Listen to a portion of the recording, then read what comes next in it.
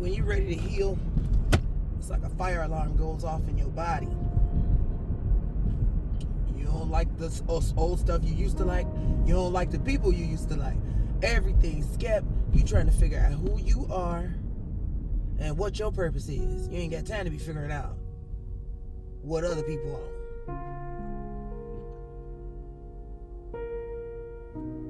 And people don't know nothing about you.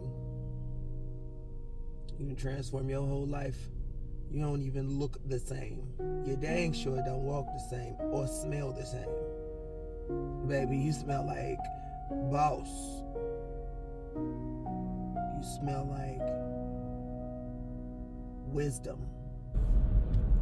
The one thing that was crazy was this person's house burned down, okay? And so I just happened to be working in home care where one of my patients was trying to get rid of a bunch of clothes, a bunch of toiletries, towels, sheets, a lot of stuff you could use for the house, you know? And so I'm thinking I'm doing my big one, helping, grabbing those clothes and taking them to his house, whatever. First of all, it was met with, it seemed like I'm too young to wear this kind of stuff. Look, you got to crawl before you walk. You can't be too good to get something for free. There's a lot of good stuff in the bag. But anyway, so he wound up kind of resenting me, and I should have known that this was the red flag. This is the biggest red flag I've ever seen in my life. He turned around and he was like, don't be trying to get close to me and what? I was like, no, that's not what I'm doing. I was like, I'm just being obedient, but you got it. And so I stopped talking to him. Stopped talking to him at school, stopped talking to him outside, I stopped coming over, I stopped hanging because I don't have the time for somebody to question my authenticity. I don't never be on no bullshit with nobody like that. So I wasn't finna take that, and I wasn't finna feel guilty about doing anything. So I cut it off, cut the conversation off, cut everything off. Let me tell you, that man sweated me to no end. Just, you should come at church people too, good Lord. But you should come. You should come to our church. You should come and, you know. And I was like, nah, I'm good. I got my own church, you know. And I just, you know, that's when I really knew that you can be the best help for the wrong person. You sitting out there thinking you were doing a good thing, and all you doing is setting yourself up. So I wind up giving him a chance to, you know, he apologized and all that good stuff, and then it started turning into, what you doing? So it seemed like he was courting to me, to be honest. So I'm moving all forward. So now that we didn't get attached, so I'm separated and from my wife, and we still take care of the kids together. I'm like, oh, okay, well, cool. I ain't no jealous person. Everybody got a life before me, you know. Probably wasn't the best decision, but I was already attached at this point. Look, this tall with me, and I'm running around there,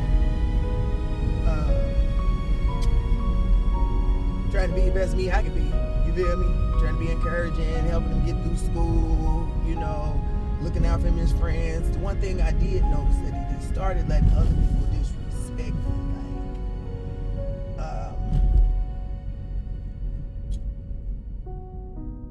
There was some girl company, rest in peace.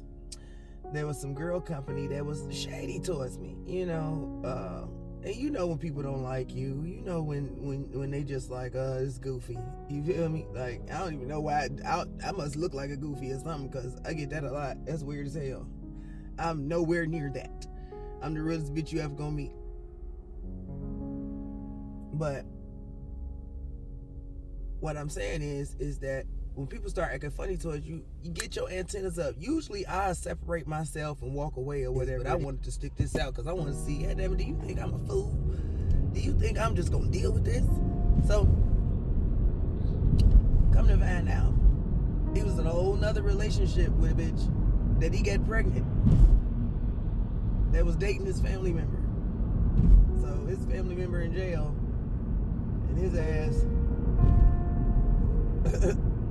then got this girl pregnant, talking about it's a mistake, it's a mistake, it's a mistake. But the whole time I'm over there, she knocking on the door, she, you feel me, doing the absolute most and shit. And I'm like, you know what? I'm gonna have to separate myself from this, because at that point I had to chalk it up to games will not be played with me.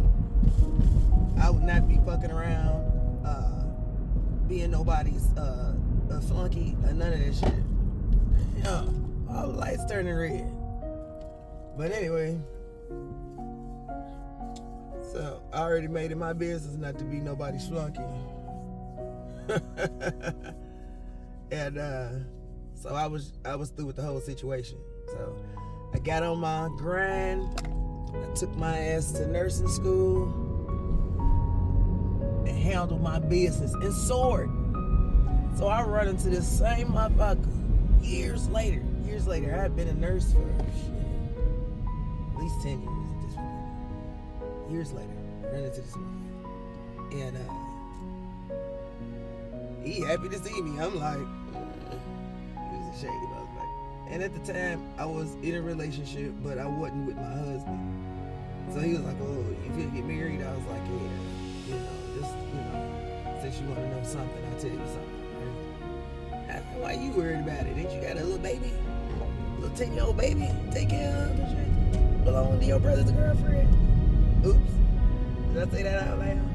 Your family member's girlfriend? So, being that he already showed me who he was.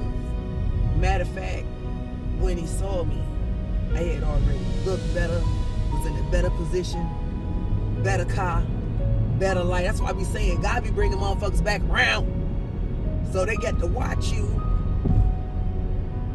be your best self right in front of them. And I know I wasn't finished growing, but I knew that I had grown since the last time I seen him or anybody associated with him. So,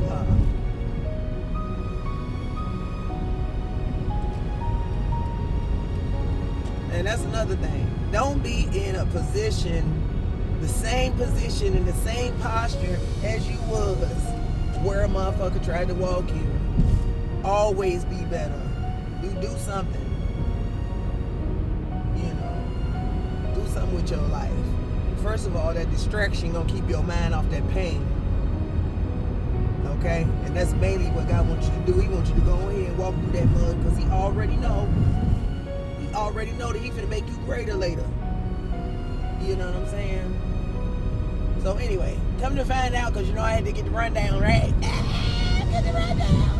So I had to get the rundown about his life, because God, that's what God wants. God wants you to come back and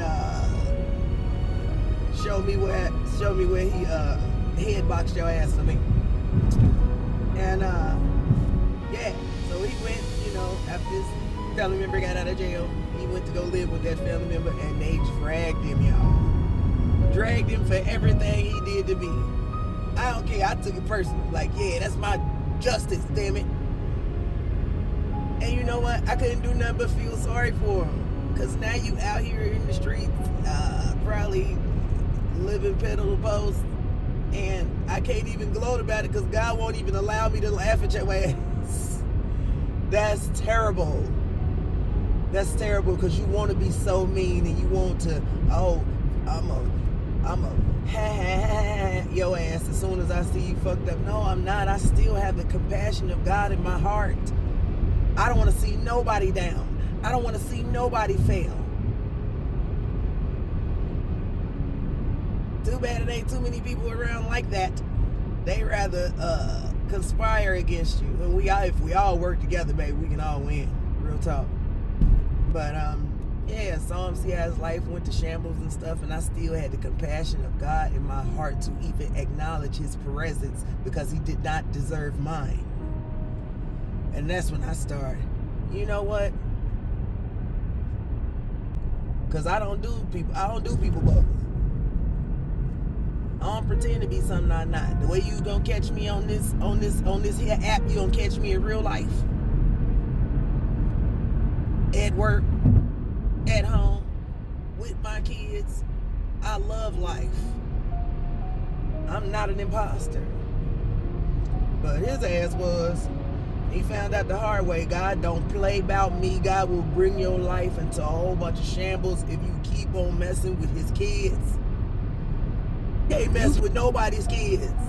Just think you messing with God's child, and they ain't doing nothing to you, and they ain't coming after you, they ain't reaching out to you, they ain't talking about you, they not being bothered with you, and you still at it.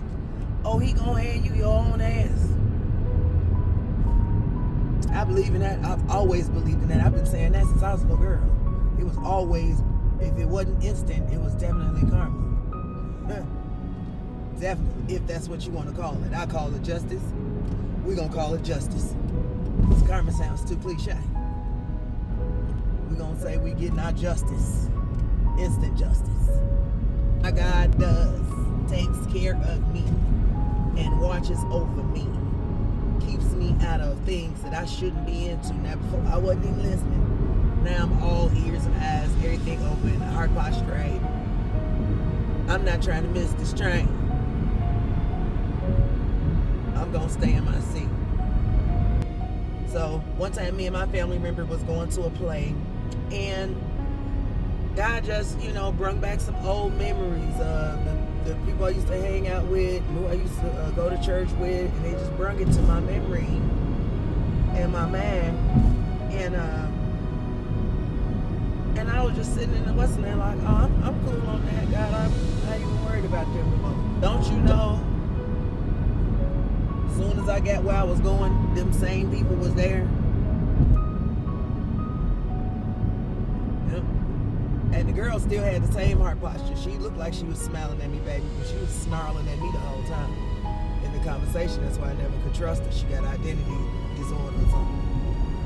But and the other person, they ain't really fuck with me like that, because I'm sure, his friend don't fuck with me like that. So, I figure like birds of a feather, you know what I'm saying? But it's the same old stuff. I saw the same old attitude. I seen the same old heart posture on them, and I just can't eat by. I'm not exchanging no information. I'm not coming to the matter of fact, I went to the play because one of my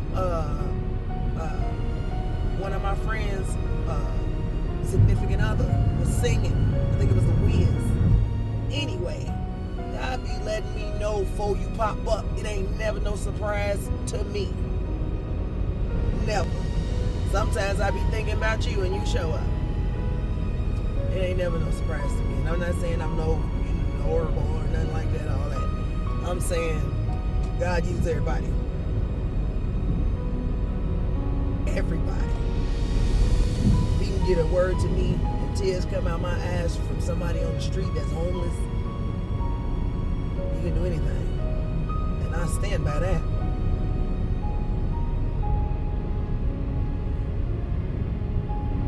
Yeah, but anyway, that when I got nursing school, it pushed me past my pain, baby. I was overachieving and all kinds of stuff because I love learning, I love knowledge, and I love nursing. So I just really dove in that and gave it all that I had. And I appreciate that because I'm better for it. Me and my husband, we went through Facebook dating. That was surprising, but he was one of the most authentic, honest, relatable people that I could talk to. So, we got to talking our stuff, hanging out, and after that it comes to, I want to introduce you to my friends and my family and all this kind of stuff. We start getting closer and everything like that. So I'm showing up to stuff around people that I don't even know. I'm talking about my whole authentic self hanging out like a titty. Just whole authentic self. I'm flashing. You hear me? I'm helping people. I'm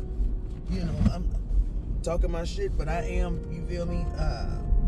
I'm still me, but I'm trying to genuinely get to know, because usually I don't be giving a bunch of people a chance to start stand out for a second and shit and watch your ass and see if I could, even talk to you. And then sometimes I talk to you just so I can hear your mouth.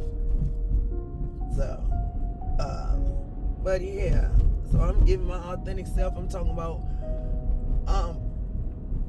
linking up for dates and group dates and all this old kind of stuff. And come to find out, this particular friend was dragging me and my husband. Now, I don't know if this motherfucker was jealous or what, because everything we stand on is authentic.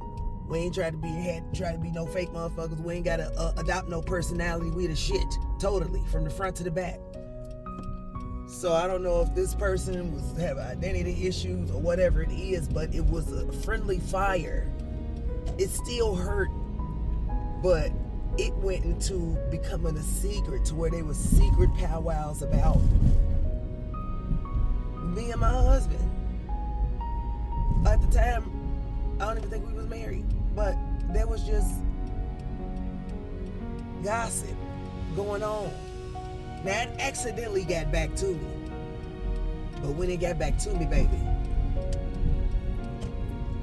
I was disgusted. So I feel like this. I feel like God gonna slam dunk you, player, cause I ain't did nothing to you. I ain't said nothing to you for you and your group of people that wanted to have something to say. I didn't do anything to you. I remained blameless in that whole transaction. And now you can never show your face to me again. I need you to stay 1,000 feet away from me every time. I'm not a big person. I'm big on forgiveness, but I sure leave your ass alone. And when I leave you alone, goddammit, it's like you never was alive. And they don't even exist.